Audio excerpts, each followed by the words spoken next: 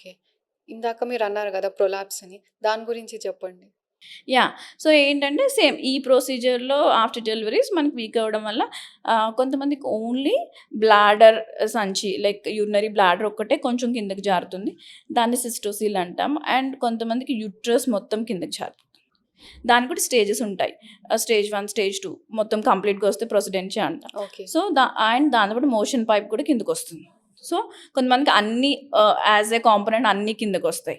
So, వాళ్ళేంటంటే మనం aged విమెన్‌లో చూస్తూ ఉంటాము. సో, వాళ్ళకి ఆ మాస్ బయటకొచ్చేసి కాళ్ళ మధ్యలో అడ్డుపడి వాళ్ళకి నడవడానికి అవ్వదు. అండ్ వాళ్ళు యూరిన్ పాస్ చేయడానికి చాలా కష్టంగా ఉంటుంది. మోషన్ పాస్ చేయడానికి కష్టంగా ఉంటది. కానీ ఇన్ని ప్రాబ్లమ్స్ ఉన్నా చాలామంది దాన్ని హైడ్ చేసుకుంటూ అంత ఉంటారు. సివియర్ ఉంటదా? యాహ్! కంప్లీట్ 4th డిగ్రీలో గూడా వస్తూ ఉంటారు. Like they will be suffering from so many years.